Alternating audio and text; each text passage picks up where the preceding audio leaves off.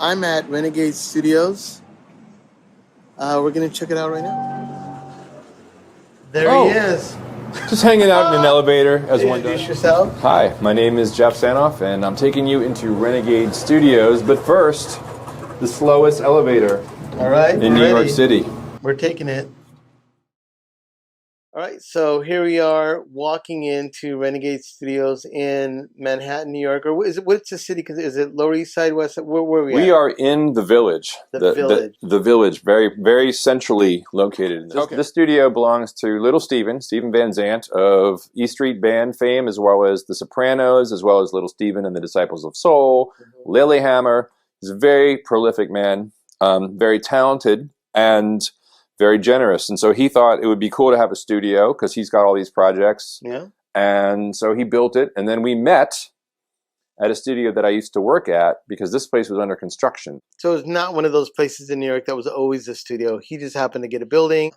You know, was renting the floor and realizing he's just an ambitious guy and he's always got lots of ideas and lots of stuff going on. So it's just a lesson in how important it is if you work in the freelance world that you always got to be trying to like light sparks because you never know which thing is going to catch and which thing is going to go. So that's him, right? So he started a record label. He's got a radio show.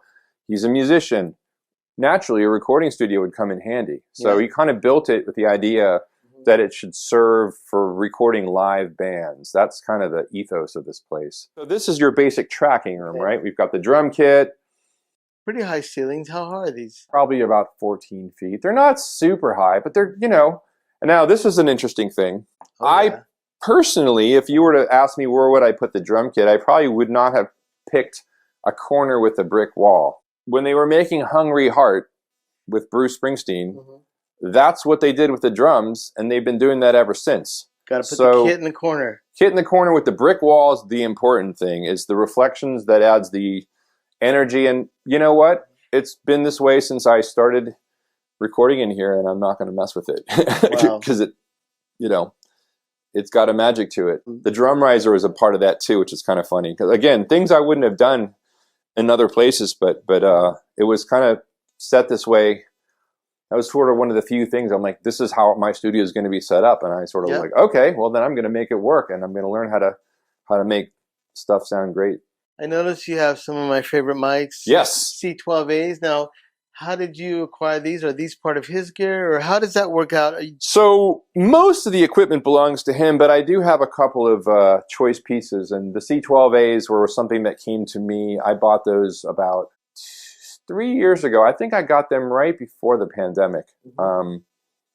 My friend was brokering them for the guy, one of the Strokes was selling them. I was like, actually, I would really like a pair of really nice condensers, and I knew about those from having used them at a studio in Brazil. It sort of became, I used to use Coles on my overheads, and those kind of, I don't know, there's something what they do to cymbals I really like because they have enough sparkle without being harsh. Well, I am a believer in that because I had a pair and they're amazing. And people that don't know about the C12 history would be, you can find pictures of Jim Morrison using them, David Bowie using them, Rush overheads at their studio up in Canada, Queen. You know, it was a classic. You know, my friend got a pair because he swore that that's David Bowie's acoustic guitar sound. So they sound good on guitars. I definitely, I mean, they're kind of locked in for me. I just have them on overheads, but yeah, guitars is definitely, if I feel like, you know, breaking up my system, then that's definitely where they'd end up. Well, I can tell that there's kind of this live setup here where everything's kind of mic'd up. So you kind of have,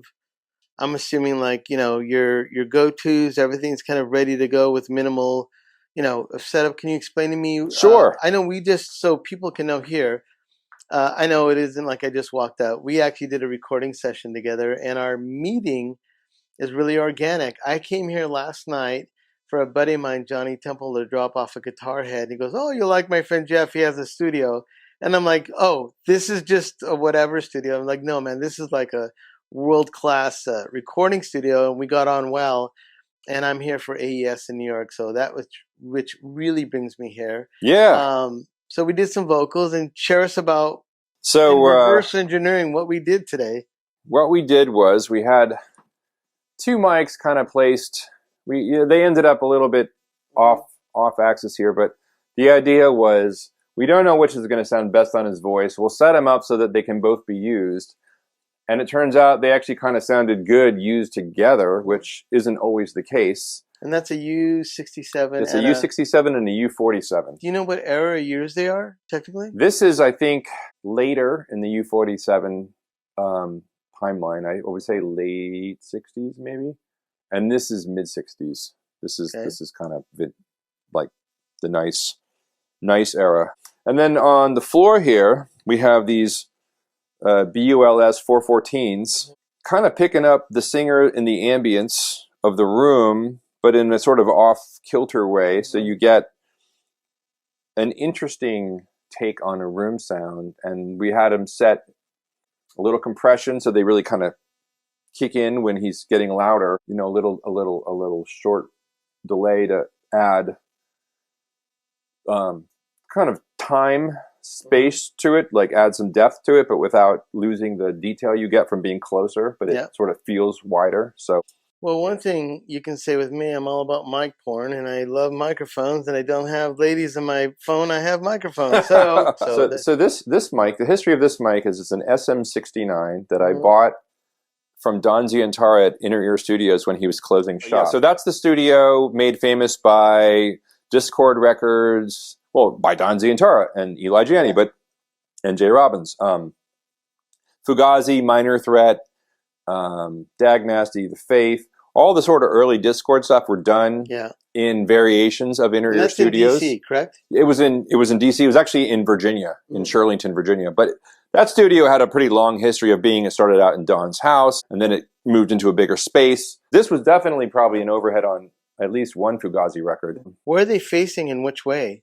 Well, right now, it's facing forward. So it's just... That's the front we're looking at. The badge is the front. I put this piece of tape on there because when you put it, so that it's like... It turns. Yeah, wow. It rotates. And then that's sort of the front.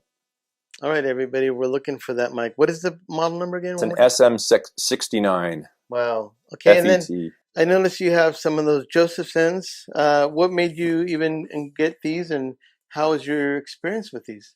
I started doing top and bottom tom miking. Double miking.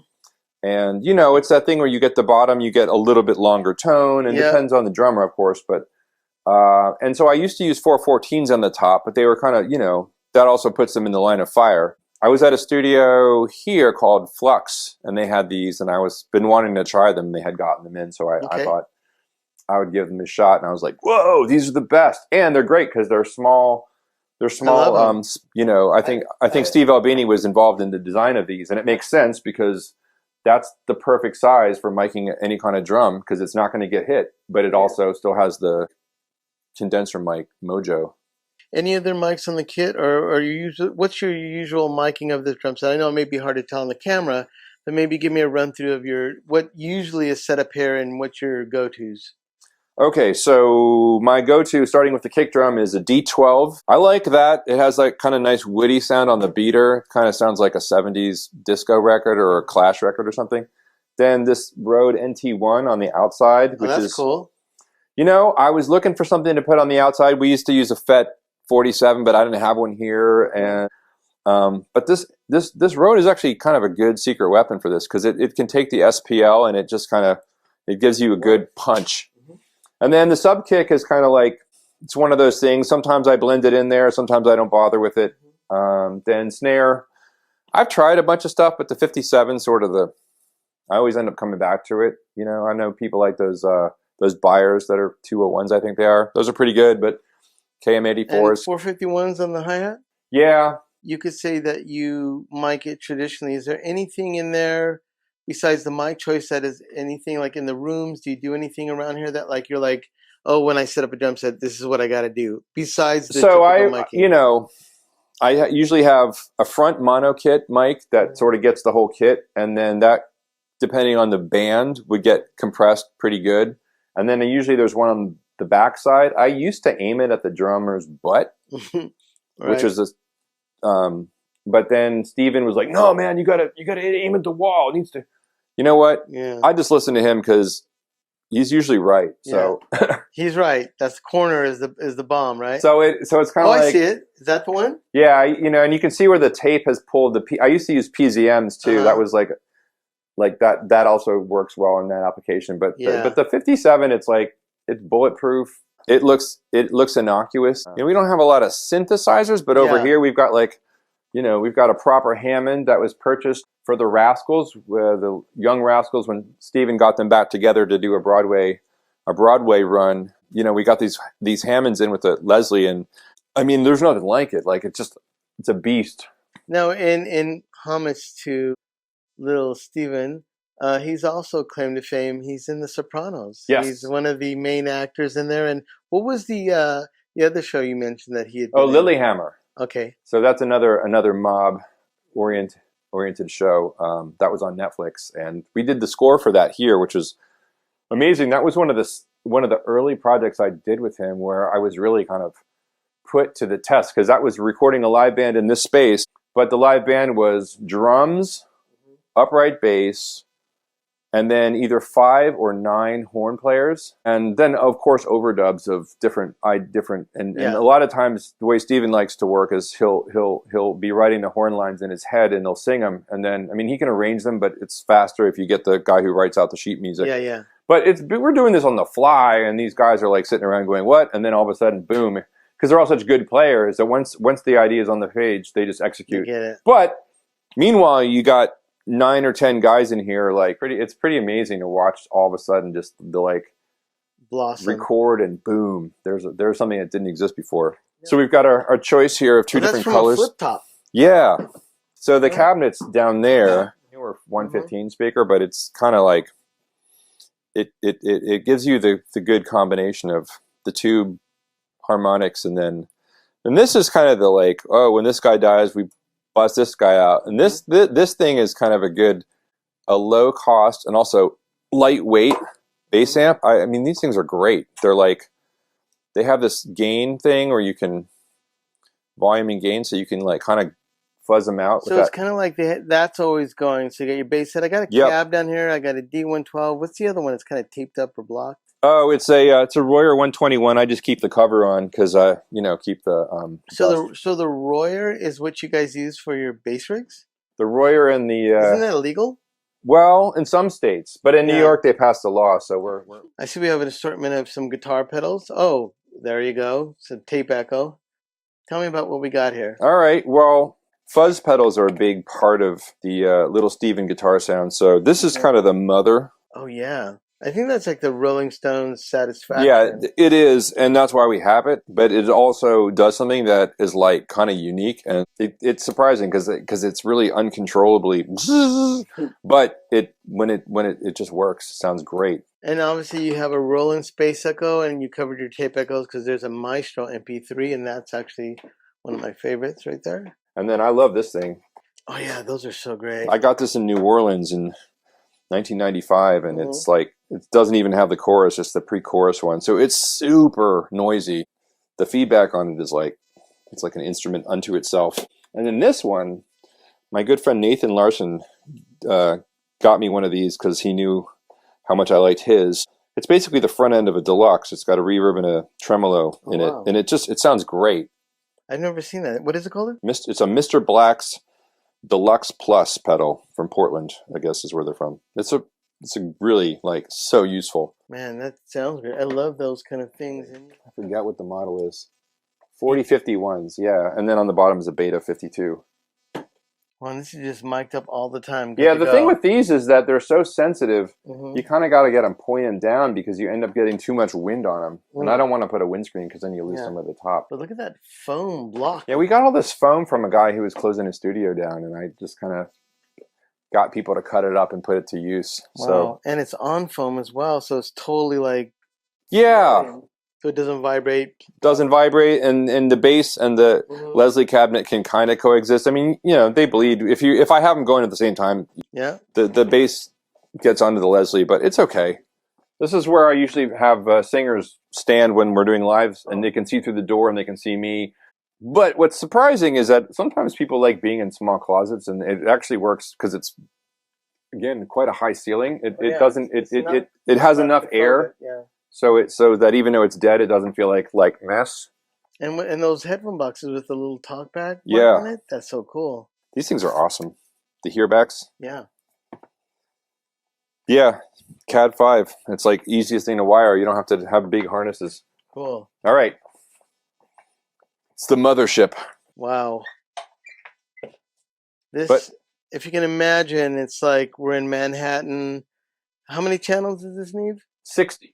60, and it was cut down, right? It was 72, and then to get it in this room, they cut it down by 12. So fine, because in the modern era, you know, how often are you mixing like 72 channels, unless you're doing TV or live stuff? Yep. Now, I'm going to just take a real quick peek at our backdrop here.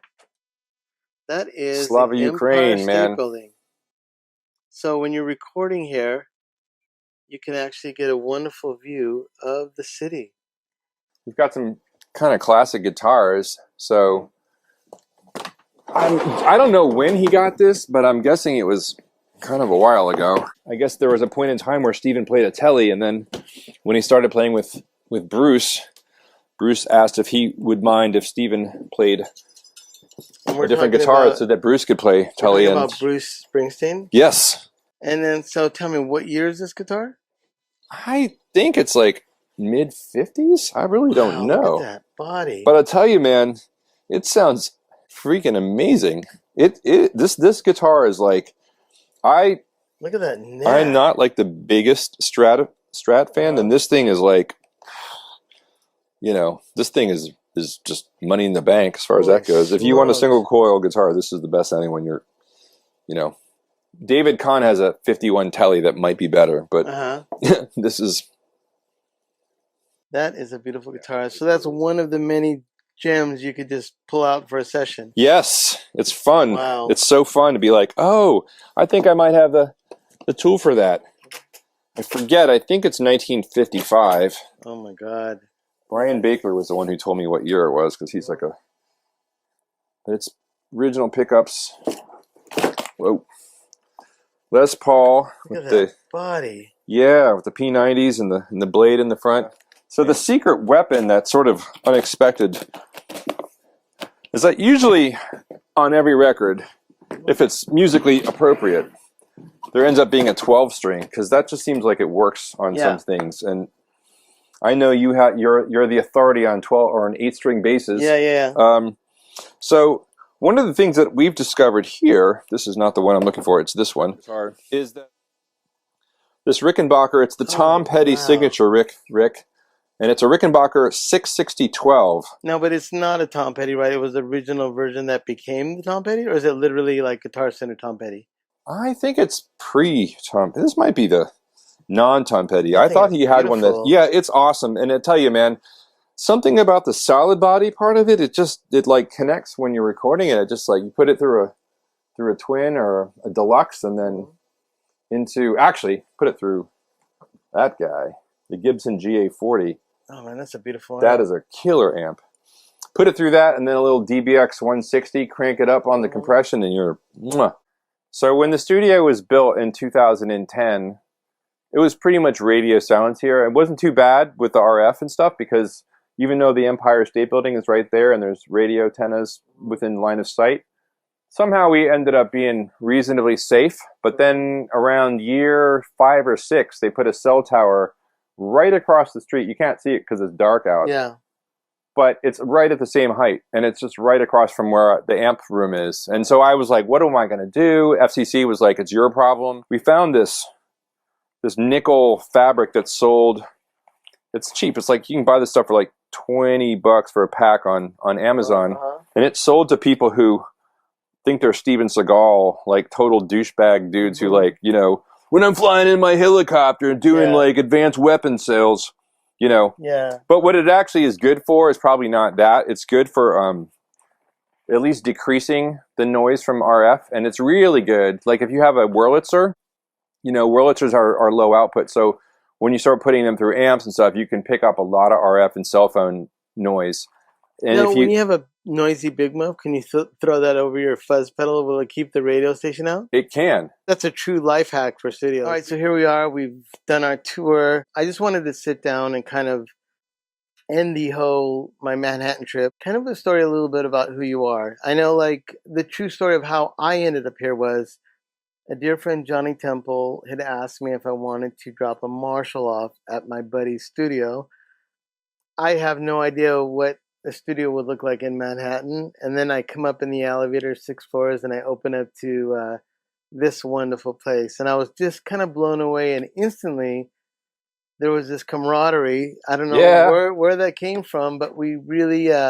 brothers in arms. We really bonded hard. So I actually came in here today and did a whole vocal session with my buddy that came down from Philadelphia who saw me in New York. And just randomly called me and said, hey, man, is there a studio we can go work at? And I was like, well, by the way, there's this guy, Geoff, I just met. And so we had a ball today. We had that elaborate mic setup that we did. The session went so great.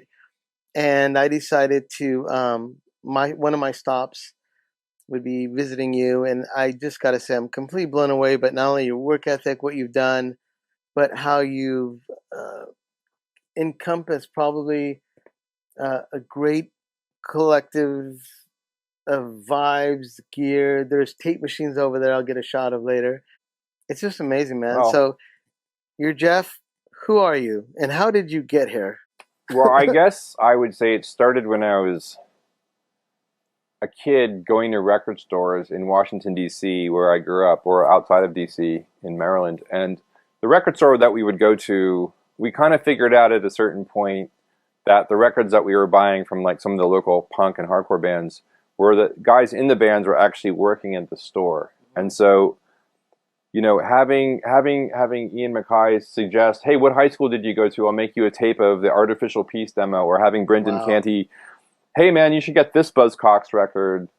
Like that, or Michael Hampton, this is the Wire record you guys want. Like having those guys as sort of like... Wire is one of the greatest bands that no one really talks about. Empire was the one that everybody was like, oh, Empire record. Pink Flag, wasn't it? Well, yeah. So Empire is a band that had guys from Generation X. Oh, that's right. And it's like this one, it's like the sort of lost scroll of DC hardcore where it's like, if you want to hear Michael Hampton's Embrace guitar sound, it's basically, you know, him doing the Empire thing. They made this one record and then nothing happened with the band, and it's like this kind of document that in our community was like a big deal. And so I was lucky enough to sort of, as a younger initiate, be exposed to that. So then, of course, what happens is you end up wanting to play music, and then, you know, I got out of college and I joined my friend's band, and our you know, the 90s, they were throwing money around and our band got signed. And then I realized at a point when we had a lot of money, we got to go to Liverpool to make a record. And I became really, really good friends with Andy Wilkinson, who was the engineer on our record,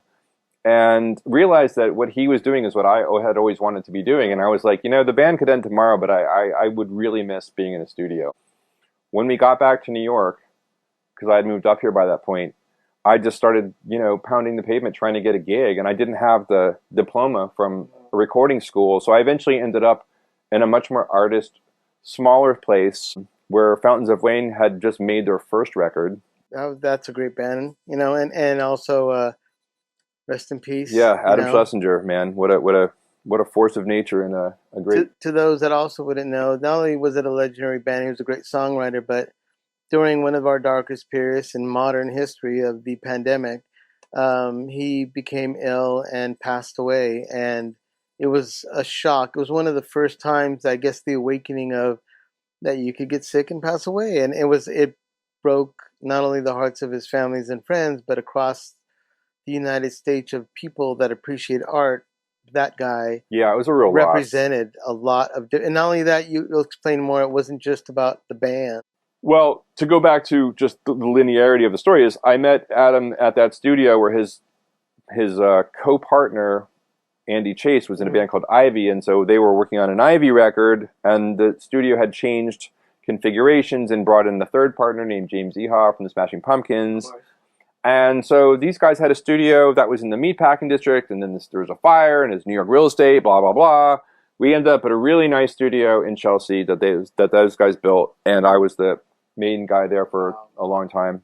Worked on a lot of great records, including most of the Fountain stuff after that, and then and those records sound great. I know I'm just met you a day ago, but that's well, the biggest awesome. record I'm a pretty honest person. I won't take credit for the biggest record, Stacy's Mom. I was kind of around for, but I wasn't a key member. The other ones after that, the last two, I was much more involved with. But that's where I met Little Steven. He had brought a band in there because this place hadn't been finished being built yet. Yeah. And we kind of hit it off. And so he's like, I want you to come work in my studio. And I was like, okay, that sounds cool. And I didn't know what that would mean. Was that when he was in Bruce Springsteen, or he'd already not done as much as Bruce Springsteen stuff? So he kind of left. And the radio show too. That was all before all that, right? He left the E Street Band around Born in the USA, which would be around 84, 85. And then went on to do his own stuff for a bunch of years, and then kind of was doing the radio thing, and then got on The Sopranos. Did The Sopranos for 10 years, and then Bruce kind of got the band back together, and Steven went back to doing that. And, he started a record label, and so he brought this band into our studio, into Stratosphere. And, he just kind of was like, hey, can you come by and just tell me what kind of gear you would want in a studio? And I gave him a list of mics and stuff. And I had no idea. I thought he was just asking me questions like, you seem like you know what you're doing. What does somebody like you want? But I think the next thing I knew, I didn't hear from him for like 5 or 6 months, which is kind of typical. He's a very busy, active guy. I get a phone call.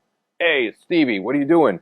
I'm doing something with me and the guys for the new Chase movie. And it's like, wait, the new Chase movie? You mean David Chase, who made The Sopranos, and he's making his directorial debut, and you're making the music for it? Okay, that sounds good. Wow. So I show up to this studio. There's no assistant.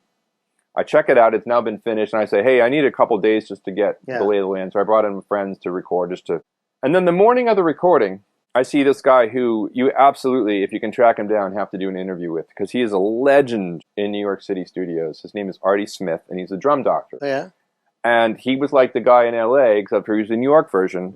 Guys would have him come in and tune the drums. And he had every piece of gear. If you wanted a 1940s J45, he could get you that. If you want the best Les Paul, he's got that. He's got 10 drum kits. Not only drums, he's at other instruments too. But to hear him play a drum, he couldn't play it to save his life. It's like hilarious. But he could tune them better than anyone you ever met. And he's a total character. Just like great stories, just a big personality, and really like a rite of passage for anybody who started out working in New York. Anyway, I see Artie come up this elevator, and I'm like, the light bulb goes on. Because I didn't really make the connection that Steven was talking about doing something with the E Street guys. He just, me and the guys. I don't know. That could be anybody, right? Who are the guys, right? It's Max Weinberg. That's who's come to set his drums up, because, my hand's on the remote control. Because we're doing the tape and then dumping it in, and I'm like, woo! But, it went well enough, and that ended up being a movie called Not Fade Away, which was about a 60s band, and it was really fun because the thing was they were supposed to play kids learning how to play in a band. So at first they really sucked, and it was funny because they were like, and as they got better, they got better. So that was fun, and there was actors in that movie who've gone on to some pretty big things. So that really great project, and that kind of just kept going. How did it become where you were just like, you would start to invest your gear into making this your home? Well, or what was that turning point? What made you come up to that decision, living here in wonderful New York?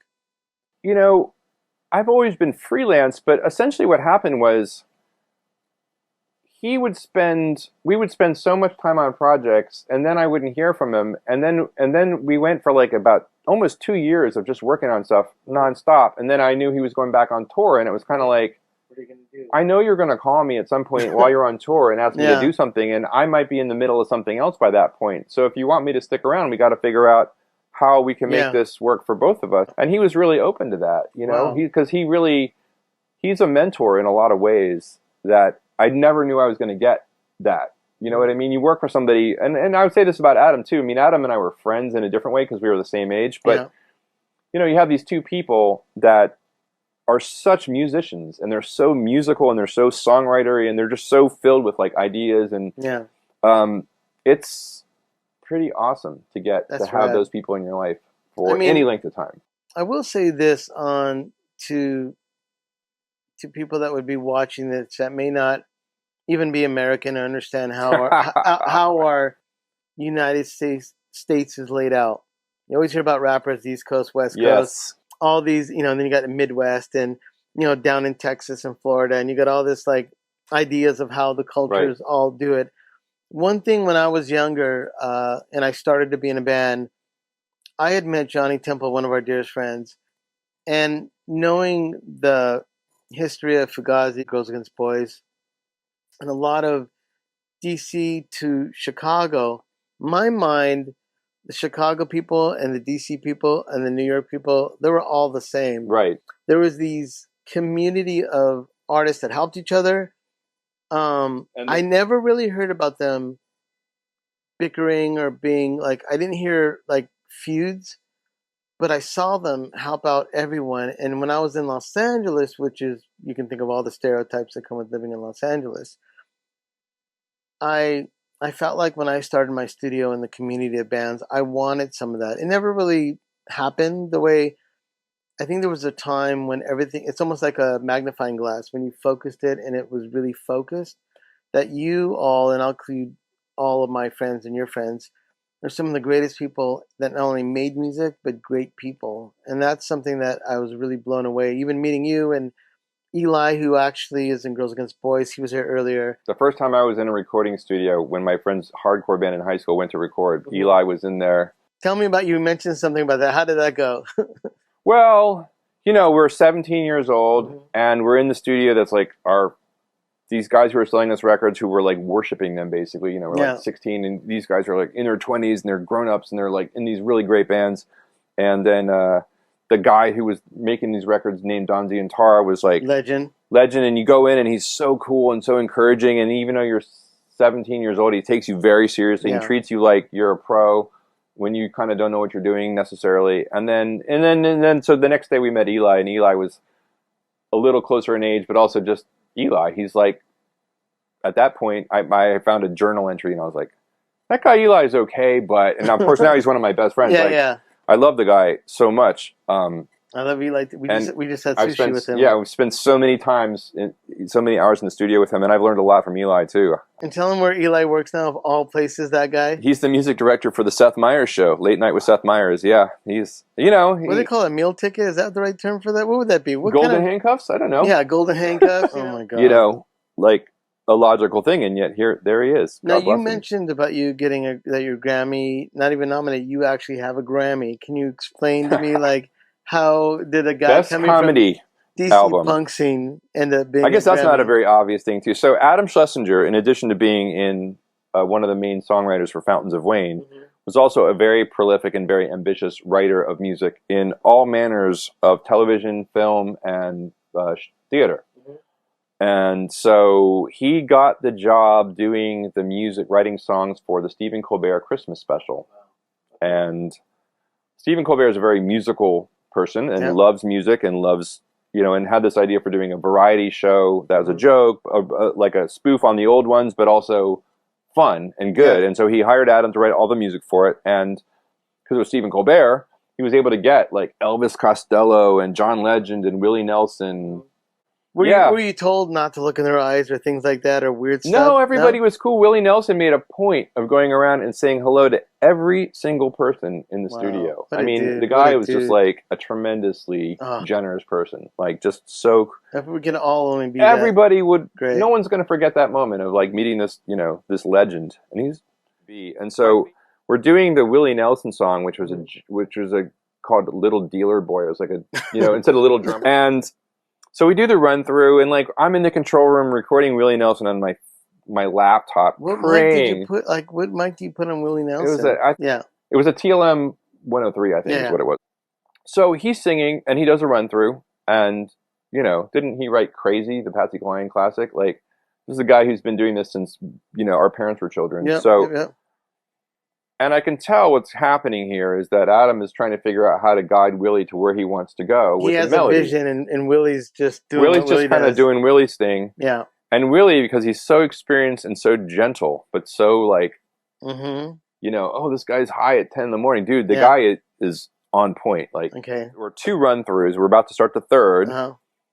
We realize, this might take some work because he's not really singing the song exactly the way that that had been written, and he knew where this was going. Yeah. And so many years of experience, and just, he knew exactly how. It was like masterclass in Jedi mind tricks, where it's like he just turns, not missing a beat.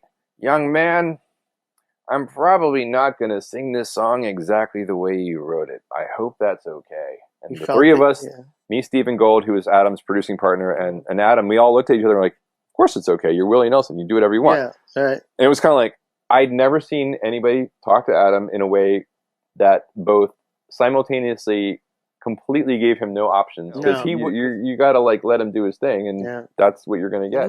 A year later, we were kissing our Grammys. So, oh my God, dude. Who else was within those musicians that were in that show? That show was Toby Keith, Feist, John Legend, really, Elvis Costello.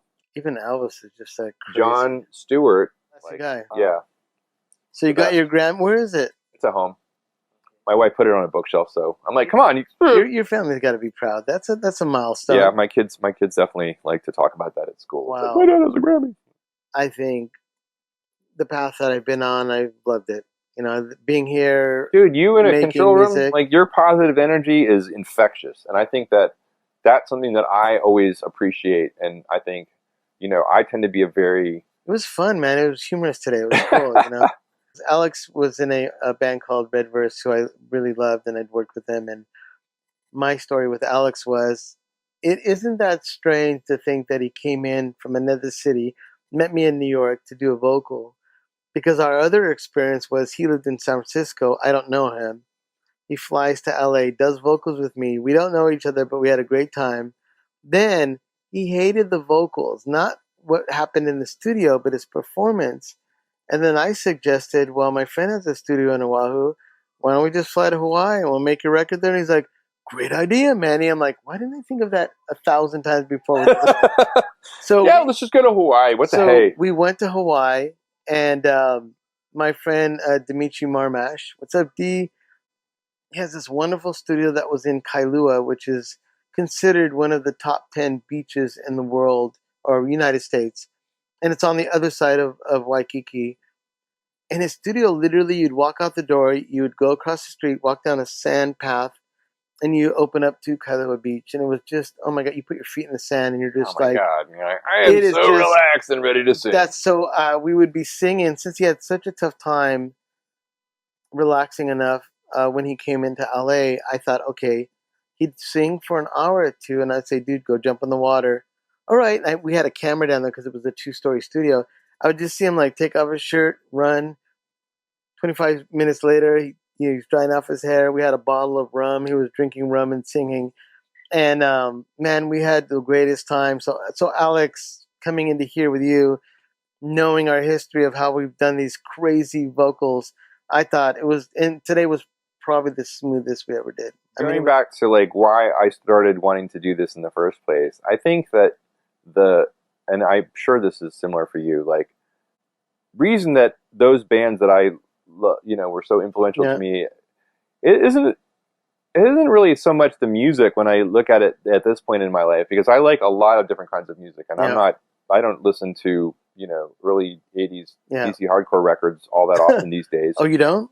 I mean, sometimes, but you play in a band with still DC hardcore guys. I do, yes. Can you name something about your band too? He's actually we're in a krautrock band with me, Eli Janney, Sohrab Habibian, who is my bandmate in Edsel and who plays in a band called Savak now, and James Canty, who was in The Makeup and Nation of Ulysses and had Leo and the Pharmacist. I'm friends with Tim Green, another guy that people should know about. Tim Green is one of the greatest producers out on the West Coast, and also he was in a band called the Fucking Champs and Nation of Ulysses. So our band is called ZNZ, Zwei Null Zwei, which is German for 202, which is the area code for Washington, D.C. Since we're all local. Anyway. Conspiracy. How in the hell do we have the same shoes? Because they're comfy shoes, and when you're in a studio. What are these shoes that we're wearing? Blundstones. From Australia. Yeah, look like $1 million. Anyways, back off shoes. Back to you. I learned a lot from working with you today, and I learned a lot from I did too, man. The history of how you got here, which is somewhat, I had the same path as you. I remember hearing the Distortion Felix record that Johnny had given me a copy of it and being like, What's that? how did he get those sounds? I don't know how he did it. I want to know how to do this. This is like, Wow, thank you. yeah. I've never really worked in a nice studio like this in my life. I always have my own studios. That's incredible to me because you seem like so comfortable and at home and like I wish your cool tricks. You're like, oh, do it like this. It's all from I don't even know what that's from. But like, I remember one time, the last thing I'll sum this up, when I walked out of my studio, I think it was in the early 2000s, I looked up at the sky and I'm like, am I ever going to work? I literally like was talking to myself saying, will I ever work in a nice studio? And 1 year later, no, 3 years later, I have a driver. I'm in a 5-star hotel. I'm in London, England, and I'm being driven to Abbey Road, and I'm mastering the Breeders record for Kim Deal from the Pixies. Dave Sardi's up in the Beatles room with Oasis. I call Dave, and he's like, how'd you get this number, Manny? I'm like, I'm downstairs, and I came up, and Dave was really cool and introduced me. But the crazy thing is I got to see how Oasis and him were making the record. And if you've ever seen pictures of the Beatles, it's like these room with these big doors that can close and go smaller. It almost looked like a football field with like these big, like, I don't know, like Godzilla lived in there and they locked it up. So, and I remember they had like 3 drum sets up.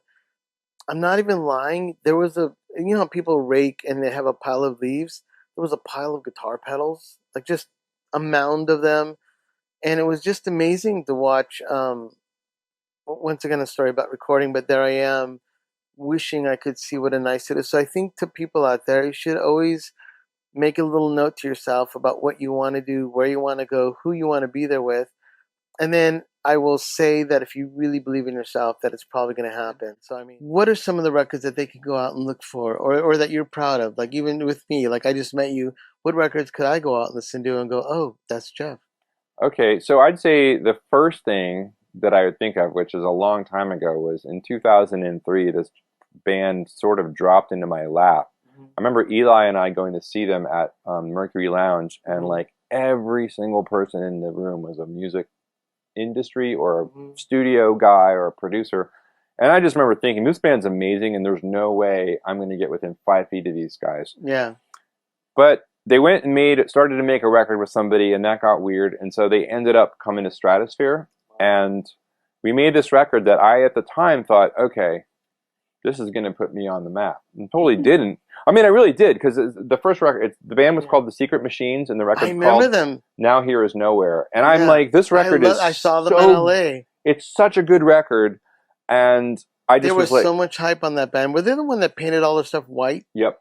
I remember. I actually think I saw them at Springsteen. And they were amazing. And that record is like so good. The songs are just like, it was just like, wow, this is, and yet somehow it managed to not really kind of, then they made the next record and I was like, wait a minute, what about me? But then of course it's like, that was a lesson, like I was in a band, you never do the same thing twice. Yeah. And I love those guys. And then I got, and I kept being friends with them. And like, I ended up doing stuff with Benjamin, who was the guitar player who passed away in his next band. And Brandon Curtis, who's the singer and keyboard bass player, great guy. And like, he just sent me a copy of their last record. And it's awesome. Nice. So that's a record where I just thought, that's like, I think that's maybe one of those engineer records where it's like people who hear it like, oh, this sounds amazing. Then I guess the next thing I would say, going chronologically, is I mixed a couple songs on the Nada Surf record, The Weight is a Gift. I love those songs, and that's another great band, and really proud of those. I guess the last Fountains of Wayne record is the one I sort of feel like, which is called Sky Full of Holes, is the one I feel like I kind of contributed the most to. And some of my favorite things have been working with, Little Steven. I mean, geez, I did 2 Disciples of Souls records, and those are awesome. Perhaps the most incredible project was working with Darlene Love, who is, a figure from the history who had never made a full-length solo record. She had been a singer in Crystals, and she sort of misses Christmas, right? Her Christmas song, Baby, Please Come Home. And I remember 2013, looking out the window, we had just done our first session with her, looking at the Empire State Building. It was December 23rd, and just thinking to myself, I cannot believe I'm in a recording studio with Mrs. Christmas On Christmas. I mean, it was just like magical. And, you know, it took a while to figure out when the next session was going to happen. But then that session included all kinds of, you know, Elvis Costello came and played on that. And Wow. Paul Schaefer came and played on it. And it was just like this incredible thing where everybody wanted. Adam played piano on a couple songs. It was, man, that was just. There was somewhat of Steven being a magnet of positivity, of people wanting to not only be around him, but when he seems like when he makes something, he's so full into it that it almost is successful in the sense of making him happy. Like this studio. I mean, You know, it's like, what the heck? Does he really have the time to do this? And he made time. He loves to it, do and this. it's like I think it's a happy place or one of them. Well, New York City has been very kind to me, and this is your home, and thanks for sharing your home. Hey man, thank you for coming.